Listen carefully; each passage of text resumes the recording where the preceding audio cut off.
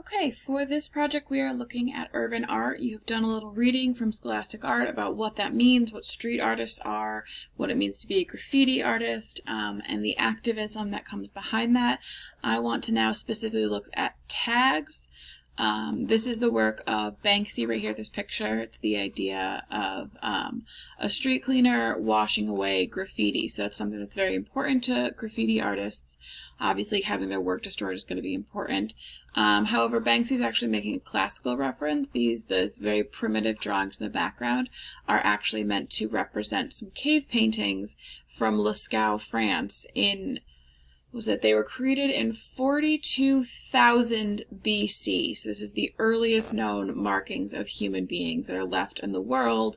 And they made these drawings, and rather than washing those drawings away when we found them, we've actually preserved and saved them. So the reference Banksy is making here is we shouldn't be washing away all of this graffiti. It's art too. We should be saving it. That's just a fun little backstory. This is what it means by tag. So tag is going to be a simple name that they go by a simple word or phrase or some numbers. And it's used because graffiti is illegal and people who make it don't want to get arrested. However, they do still want to make their mark on the area that they live and work in. So they came up with these tags. These ones were actually ones that were shown in art galleries. They went from working on the street to actually painting on canvas. Unfortunately, that doesn't translate super well into the art world because the art world values things that are rare, and the great thing about tags is that you can make them quickly and a lot. It's not a great marriage of the two, so a lot of graffiti artists have struggled to have commercial success in the art world. You guys are going to be using a tag, but since we're not actually doing anything illegal, like putting it on a wall, we're going to do it on paper and then digitally color it. You guys get to use your first name. So your first name is going to be your tag. You can see this is like the Tacky 183. There's a little bit more about him. You can see him actually doing this on here. This is as early as 1971. They've even found graffiti in the lost city of Pompeii. That was the one that was buried under a volcano.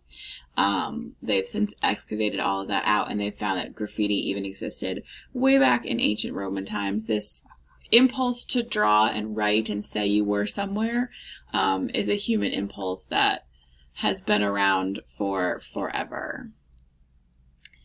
Oh, we can't really see him. Hang on, let me move him up. Yay.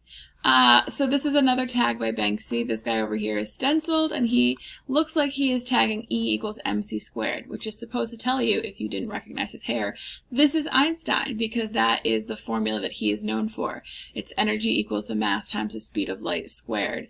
That theory is actually far, far longer. That simplification, E equals MC squared, does not actually explain all the nuances of that formula and theory and all of that stuff. So he almost has his own tag, so it would make sense that he would spray it on the wall. You guys are going to do a design. This is my last name. You guys are going to do your first name. And you're going to pick a graffiti font. There is a PDF that has a bunch of different fonts in there. You can Google and find more fonts. But you want to think of something that's going to have complexity, have multiple different parts to it, areas and shapes that you can color different colors. You don't want just a solid block.